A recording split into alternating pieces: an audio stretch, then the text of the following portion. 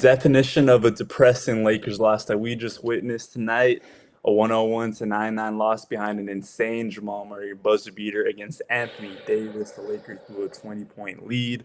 LeBron James was having an insane run. Unfortunately, missed that step back three, dropping KCP in the process. And yeah, we're heading back to Los Angeles down 2-0. I got Alex, I got Buddy here with me. Buddy, starting with you, can you just tell me a couple words on how you're feeling right now? Uh, Shock, disbelief. Alex, how about yourself, man? Dude, I wish I was shocked. Like I don't know. As soon as it got within 10, I was like, this is happening again. They're doing it again, you know? They're like the Terminator. You can't stop them.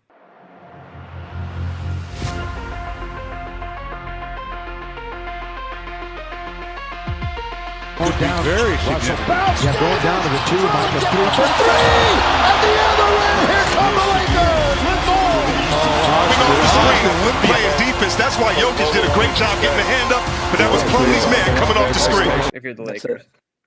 No, I think Terminator is probably the perfect word when you really think about it. 10 losses in a row. We haven't beat this team since 2022. Our roster was completely different at the time. And Wow. yeah, it just feels like no matter what, whenever we play the Denver Nuggets, crazy shots go in. We can't hold a lead to save our lives. Energy is just completely shifts every single time. And I mean, even this game, you look at Jamal Murray, he shot 9 for 24 from the field. And it just felt like when it mattered most, he's able to get to every single spot he wants to against the Lakers. You guys talked about your mood just in a couple words, but I mean, Alex, what did you notice right away from when, like you said, when you saw that run happening? What did you think was going on there? How did you know that kind of it wasn't going to end well for the Lakers? Well, I mean, okay, so like on basketball Twitter, a lot of people were calling out Darvin Ham, rightfully so, for not calling timeout as the lead started slipping away sooner. That's always weird when a coach just sort of like sits on it for a bit, you know, because it's like you can feel the momentum shifting, you can feel the players getting tight. I mean, part of it too is that like it felt like the Lakers offense in the first half was like a little unsustainable. Like they were up 15, but they were making kind of tough shots. D'Lo was like shooting incredibly well from three. I don't know how many threes he had in the first half, but I think he had finished with like 7 threes overall, right? Yeah, 7 of 11. So like, just couldn't count on it, you know. And no one else could make a shot besides. And like the Lakers, the first couple of plays, they were trying to like get other guys involved besides Anthony Davis and LeBron James. But by like the second quarter, even like they were just taking over and doing everything. By the third quarter, they were just doing everything on offense and defense. You know, and by the fourth quarter, it was like LeBron and AD were just like switching on Jokic and Murray and stuff defensively, and like it was all about like they were just trying to like plug all the leaks basically in a sinking ship. You know what I mean? Like it just they couldn't do it alone. D'Lo faded late. He barely scored in the fourth quarter. Anthony Davis attempted 1 shot in the fourth quarter. LeBron had 12 points, but like you know, just like they needed more help offensively late, and like Reeves fell apart late. Well, he just didn't do anything. Wait, how's that? Yeah. He didn't do it. Wait. Hatchet had a terrible game. No one else did anything. Torian Prince was the only non-LeBron, non-AD guy that shot like a decent percentage from the non-D'Lo guy that shot a decent percentage from the field. He went 2 of 3 though, so it's like it's meaningless. But yeah, I don't know. It's just it was a rough game for the supporting cast, and I don't really blame the stars, but yeah. Yeah, there was even a point late in the game where both LeBron and AD was guarding both Jamal Murray and Nikola Jokic while trying to carry the load offensively. So, yeah, I mean, rightfully so. We saw that run brewing. We saw that the Lakers supporting cast wasn't really able to do much. Even D'Lo, like you said, he kind of started fizzling out in the second half. So it's really tough. And that was the big question that we had for the Lakers around the trade deadline was, are you guys really happy going into the second half of the season with this group? The same group that couldn't win a single game against Denver in that Western Conference Finals last season. So, yeah, it really is heartbreaking because it felt like this was the game that the Lakers could have taken, and we could have went back to LA, tied 1-1. And, I mean, going back to the LA crowd, really anything could have happened, and anything still could happen. We've seen crazier stuff. We've seen, I mean, last year the Miami Heat almost blew a 3-0 lead. You know, it went all the way to a Game 7. So, yeah, I don't think we should necessarily write the Lakers off just yet. But, Buddy, what do you think is kind of like the most important things that have to change heading back to LA now that the Lakers essentially do have to win 2 in a row to give themselves a good chance still in the series? Play like how they did the first 24 minutes for 48 minutes. Look, man, the margin for error in the playoffs is like this. when you play the Nuggets, it's like that. You just can't make those silly mistakes, those silly turnovers. You can't. I know it's easier said than done. Cannot allow them multiple offensive rebounds. They killed you with that, and that's part of the reason why they came back. Little taps here and there by Aaron Gordon, by even Christian Brown, Nikola Jokic. You know he's gonna do his thing, but you have to do your best to minimize that, because when they're getting second chance points, that's when they're at their best. Part of it has to do, of course, with the transition and when they get out, when they make their threes, so on and so forth. But when when they're not making the threes, which they weren't, when they're not creating really turnovers on transition, which they kind of weren't, it was more really like the Lakers, kind of lollygagging, especially with D'Lo and these dumb passes that I really don't like that he makes. He's a little too nonchalant with the ball when it matters most. Regular season, that works. You cannot do that in the playoffs. But when the Nuggets are getting those types of looks, those second, third opportunities, ultimately it's just like a snowball effect. It's gonna come back and bite you in the game, and I believe it did. You know, Jamal Murray probably had one of his worst games that we've seen against the Lakers, and yet all it took was him getting in the lane a little bit, creating some space, getting a layup, and then from there he just kind of went off. But for the Lakers to do what they need to do, I believe from this game, it starts with minimizing those second chance opportunities and getting AD the ball when you need to. Like you said, Alex, one shot. And I feel like that's been like the theme with AD coming down the stretch. And I don't really blame him in particular. They went away from him. Right. We stopped seeing that AD and LeBron pick and roll. Yes, the Nuggets did a good job in countering that as well, but at the same time, you got to give him the ball. He shot what? 14 from 19 from the field. Yeah. Like, come on, man. Like, you can't do that. You got to have the ball in your best player's hands. Not only that, he's hot. You just can't get away from him. And that's also part of the problem too. I don't know what happens. You have Torian Prince with the ball more than Anthony Davis. Like, at a certain point, you're like, what are we doing here? Yeah. It's so frustrating. This is the game they should have had, and hopefully you said it, Noah. I mean, the series is not over, but man, it pains me because this is the game they should have had. Yeah, and you saw from the entire team just walking away. Like, the image that burned into my mind is Spencer Dinwiddie trying to dap up LeBron James and Anthony Davis and D'Lo and Austin Reeves, and really all of them just kind of look at each other in disbelief. Like I think the entire game, when we saw Lakers go up by 20 and slowly start to lose that lead, I think they all still thought they were going to be able to come out on top, that they were going to be okay, that they were going to head back to LA, and that this could finally be the series, that they could finally pull everything together. And it kind of also makes me think that they just got a little too comfortable seeing what happened last season, where they completely turned their season around and became a whole different team in that second half after the trade deadline. And you saw similar things kind of happen this season, where it's kind of been something in LeBron James-led teams where they feel like they could just flip a switch and everything will be okay. But this Denver Nuggets team, they have the making of a dynasty right now. This is not a team that you can play games against. Even through injuries, this team has been able to hold everything down. So, yeah, I think we're just in a new era where you have a team like the Denver Nuggets that, like you said, buddy, the room for error is paper, credit card, like thin. nothing. You Virtually nothing. You can't make any mistakes at all. But I mean, Alex, like you were saying, when it comes to the role players, do you think that there's any guys that are going to be able to make adjustments and kind of be able to pick things up in these next few games for the Lakers? It's funny you mentioned that, Noel, because we got news during the game that a certain somebody is coming back. Jared Vanderbilt supposedly could play as soon as Game 3 on Thursday. Even if he comes back Game 4, it sounds like he will be back for the series.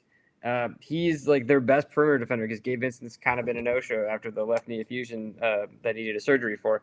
So, you sick Vando on whoever the hot guy is, but I guess like on the perimeter, so like Murray. Or you put him on MPJ when MPJ is whatever you have to do. Like, he's very versatile, so you could put him on anyone really 1 through 4, but like Gordon doesn't really shoot jumpers. So anyway, like I think that that could make a difference. I think that they get some home cooking with ref calls too. Like, I don't know.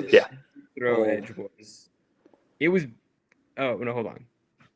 Okay, no, actually, no. The Nuggets had the edge with the foul calls here. They had 17 fouls to 13 foul shots for the Lakers. But the last game, it was the other way around. The Lakers had the edge. But I assume they're gonna get like spotted like 5 to 10 free throws a game for these games 3 and 4. So I'd assume they're gonna pull one out. This team just seems like a little bit more like dialed in. D'Lo is playing better overall. Hachimura has looked bad, but you got to think at home he's gonna play better as a role player. So yeah, I'm looking at Hachimura and Vanderbilt hypothetically to be there and Hachimura step up.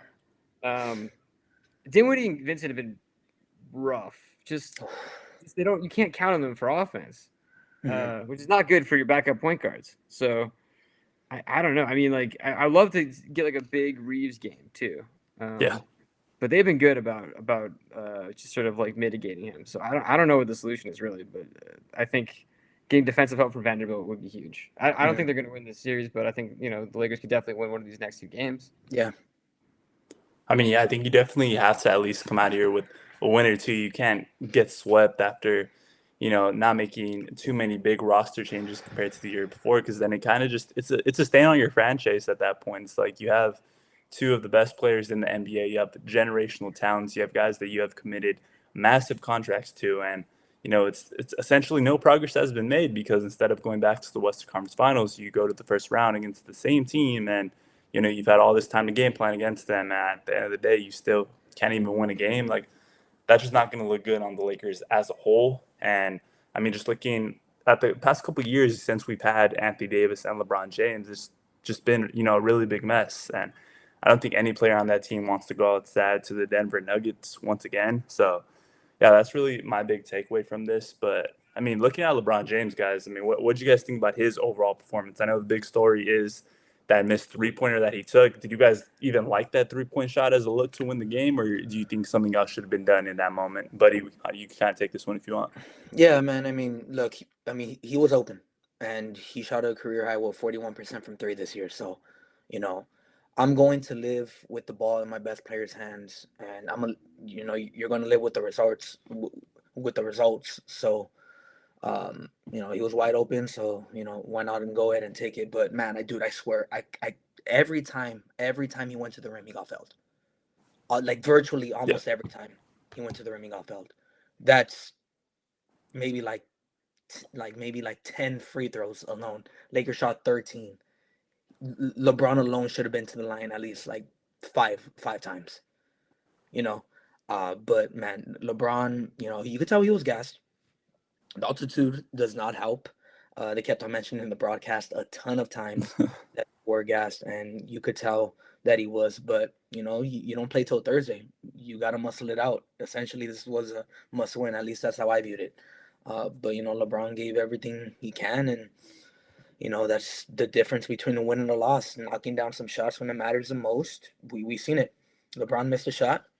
Could have been a 3-point lead. Jamal Murray comes down. They win the game. It's as simple as that in the playoffs. Facts. No, 100%.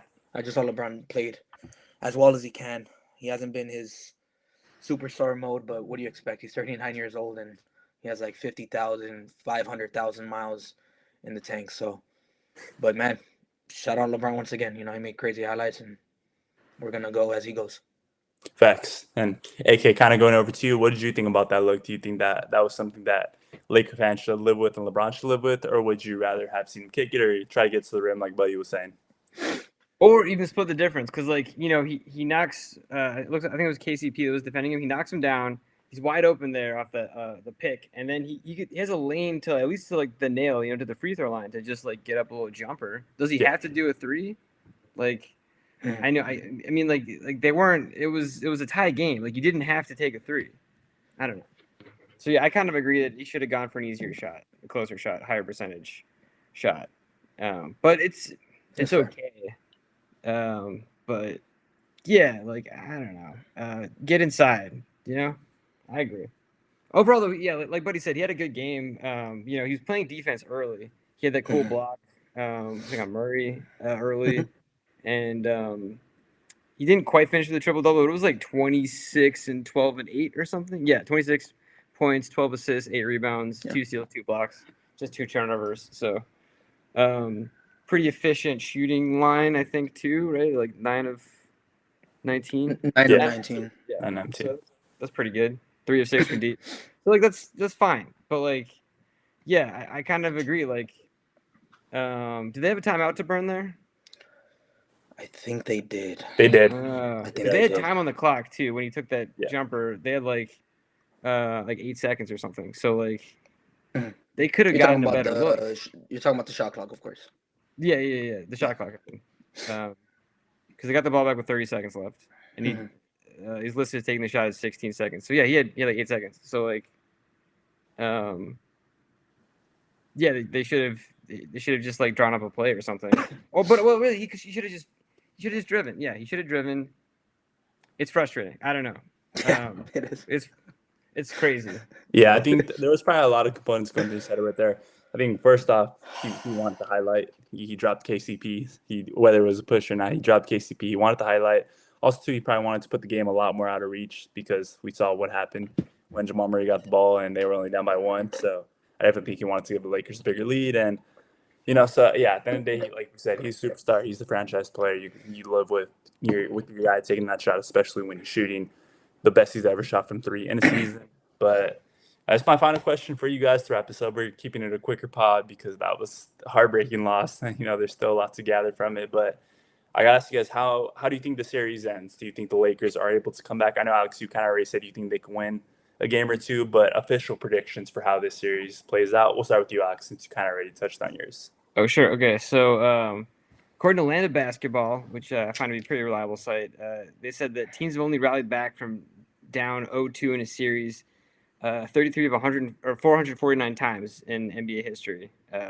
Tough to see the Lakers being the 34th team against this Nuggets team, barring an injury. But like, yeah, I don't think they're coming back to win, but it would be awesome if they could do a respectable loss, if they could lose in 6. Hard to see them doing that, though, right? But like, they got to get a game at Crypto, at least one. Mm-hmm. Tough to see them winning in Denver, though. The altitude seems to impact them. So yeah, one game at a time. But yeah, my official prediction is going to be that they lose in 5. But Okay, there you have it. All right, yeah, all right. Gentlemen's sweep. We'll take at least one win. Like I said, I definitely don't want to see them get swept again, buddy. How about yourself? Yeah, man. I mean, I didn't think they were gonna get swept last year, and they did. So anything's possible with this Laker team, but you just have to think. You think they might have maybe found something in game 2, maybe, just maybe, that they could do something for 48 minutes. My heart says they're gonna at least win one, and possibly maybe even make it a respectable game 6. Heck, I'm going 6. But of course, Nuggets. Not Lakers are gonna win 4 in a Lakers row. win 4 straight. I wish. 2006 Heat style. 2006 Heat style. That's right. 2021 Bucks style as well. 2021 Bucks. Oh yeah, that's right. But yeah. I'm gonna go Lakers. Hopefully they tie the series heading back to Denver for Game 5, and then. No, I definitely think that we did find some stuff that we could build off of, specifically from this game. I liked having AD kind of in that helper's defender spot. It's just so tough with all the shooters and all the threats that the Nuggets have, especially when people are hot. So it's hard to really put AD in positions to succeed without seeing someone like Austin Reeves get backdoored. That was so frustrating. I don't know if you guys kept seeing Reeves getting backdoored. That was really pissing me off. But I think I'm going to go ahead and agree with Buddy. I think the Lakers could get at least 2 dubs, maybe even push to a game 7 if all goes well. But that would be a victory in itself, I think. Yeah. That'd be amazing. A lot of it does depend on how Vando looks when he comes back. If he's a complete zero on offense again, it's going to be really tough to keep him in the game. But I know Christian Wood has there been any more updates on him? I know that was the guy we were looking at before Vando. Have you guys have heard anything on him? He was Shams said he was planning to return.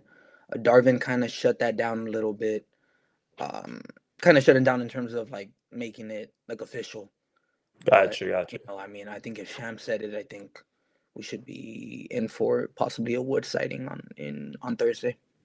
Yeah, wow. Wood would be good to bring in, to give us a different look offensively. But yeah, that would be food for Jokic on the other end of the floor. Or at So least, I mean, at least like another body, maybe on MPJ. You know, you have the yeah, length, yeah, you have the for size. sure. I mean, Something like you don't really have the foot speed, but you have the size and and the length there. So, I mean, honestly, the Lakers could use anything. They use anybody. Yeah. Yeah, I agree. 10 in a row, man.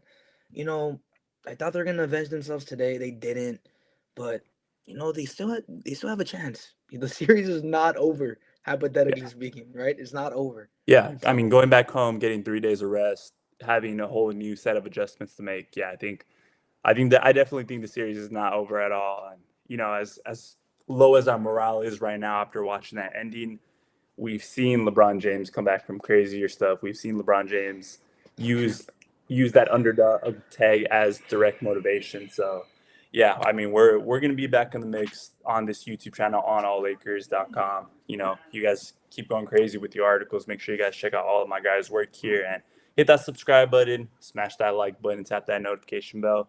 Buddy Alex, thank you guys for joining me today. Hopefully, we have plenty more episodes. Hopefully, the season is not over anytime soon. And Lakers make some magic happen. But you guys have For a good sure. rest of your day, and thank you guys for joining me today. Yep. Peace.